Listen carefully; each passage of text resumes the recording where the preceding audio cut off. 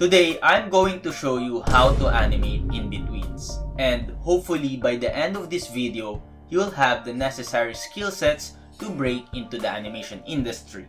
Since most beginner animators start by being a doga artist who does the cleanup and the in-between drawings of the animation. First, let's talk about timing charts. If you have seen these Ganga drawings online, then you will probably notice these graphs right here. These are called timing charts, which indicates the number of in-betweens needed and the spacing by which these in-betweens will be drawn at. These charts are often drawn by the key animator to direct the in-betweener where to draw the necessary in-betweens to connect two key poses together. Let's look at the typical timing or spacing chart used in the anime industry and what it means. First, we have the cell number over here, indicated by a letter and number. This cell number is often circled, which means it's a key pose. Then, we will have a line right here to show how we are going to space the in-betweens needed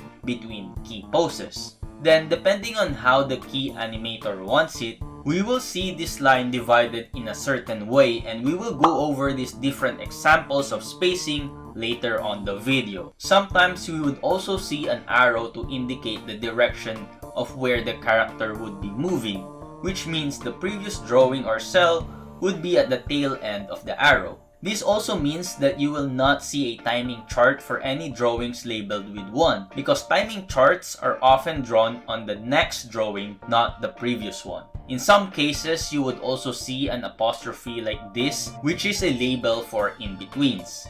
Meaning, in this particular example, I would have 3 in-between drawings between A1 and A2. You would also see these arcs sometimes that indicate the spacing between each mark.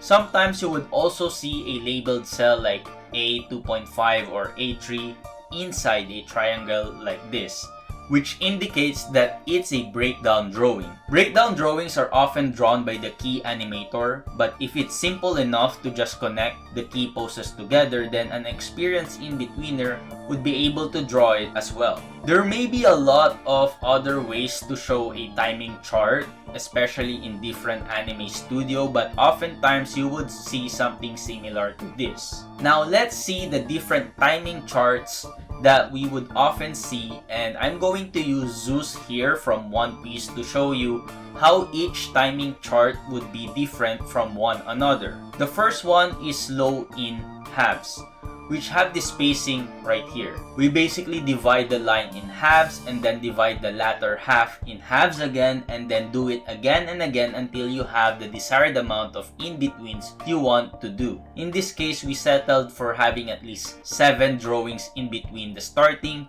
and end position, which will result in this animation. It starts fast and slows into the next pose. You won't necessarily need 7 in-between drawings, but it will really depend on how long your movement will last, which I'm going to show you later on this video. Let's move on to the next timing chart, which is slow out halves. It's basically the opposite of the first one. We start by dividing our line in half and dividing the first half in half, and we do that until we have 7 in-between marks. It will then result to this animation that looks like he is accelerating, slowing out of the first pose and going fast eventually. The next one is simply called halves, which will have a timing chart that is divided in halves throughout the line like this. This will result to a very consistent movement throughout.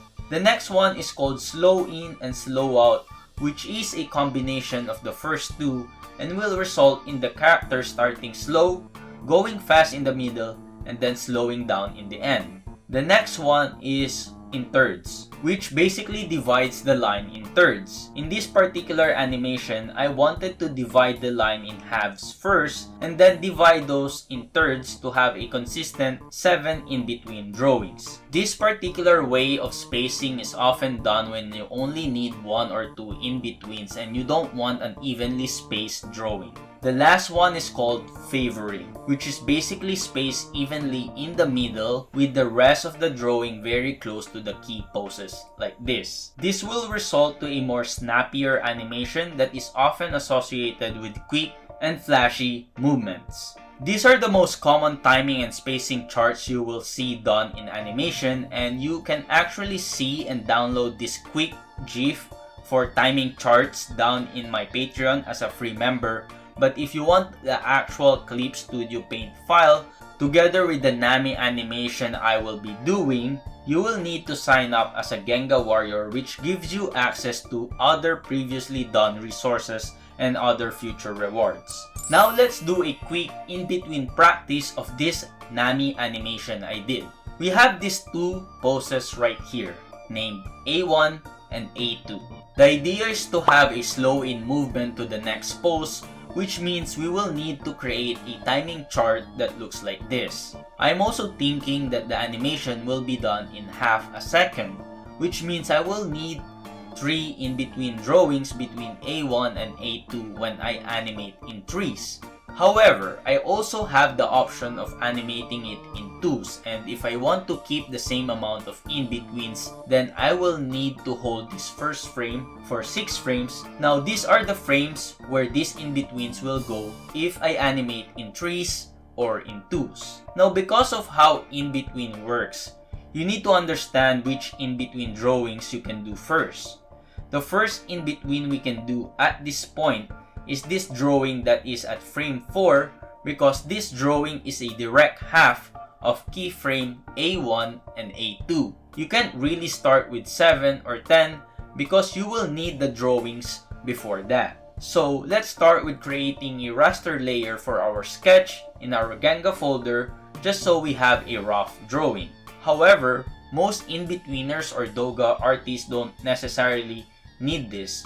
But if you are a beginner in-betweener, you might want to do this before finalizing your line on a vector layer. With the onion skin turned on, I started with the chin and jaw and basically just drawing these lines directly at the midpoint between my two keyframe drawings. Then I drew the mouth, which also falls in the middle of my previous and next frames. Now I traced the eyes from the previous frame because I want the eyes to be still closed in this in-between to make the eye opening more dramatic. Then I place it in the middle of my other two frames. From there, I basically just work my way throughout every single line and features of the drawing that I have, making sure that I am roughly in the middle of the two reference keyframe drawings. After finishing the whole sketch, I then cleaned up my lines using the vector layer, which is already set up in my Genga template. Again, you can find a copy of this template and how to use it if you sign up as a free member on my Patreon. I would also try to reuse some of the vector lines from the previous frames and adjust it to fit my lines, or delete parts of those vector layers and redraw the ones that doesn't match. To make the lines a little bit more clear, I turned off the shadow and highlights line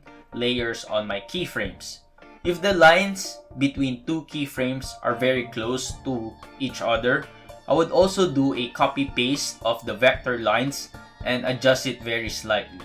Some people would also use the curve tool, but I find it too hard to stay consistent with my lines, so I simply draw and undo if my drawings are not the way I want it to be. After finishing this vector drawing of the in-between, I fill the whole character with this yellow color to just finalize it. Then after playing this animation through, I realized that this may be better in twos, so I adjusted the location of the in-betweens and proceeded to do the next one, which is frame number 9.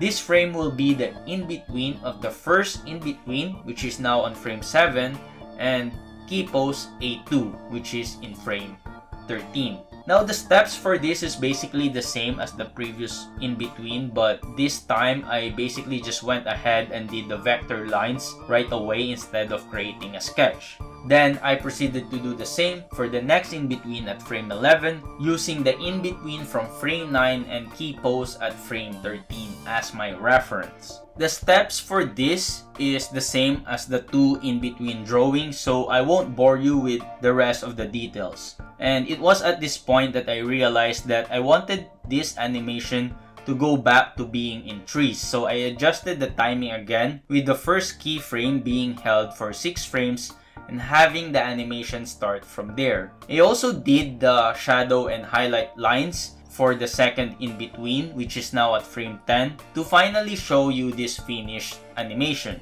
One key thing I want to mention is that the timing adjustments I did for this animation should have been done and decided at the very beginning using a proper timing chart that looks like this. The adjustments I was making is not really part of an in-betweener's job and should have been decided by the key animator before. But in this case, I am both the key animator and the in-betweener, so I keep adjusting the timing to my liking until I'm fully satisfied. There are a lot more techniques and proper ways to do in-between drawings, especially on more complicated poses, but this video is all about the basics, and I will eventually make an updated video showing you advanced techniques for in-between drawings. I would like to thank my Patreon members, and if you like to join the exclusive club of Genga Warriors and receive the files included in this video as well as more exclusive content, you can check out the Patreon down in the description below. If you want to watch more how to animate videos, you can simply check the videos you see on screen. Thank you guys for watching, and I'll see you on the next one.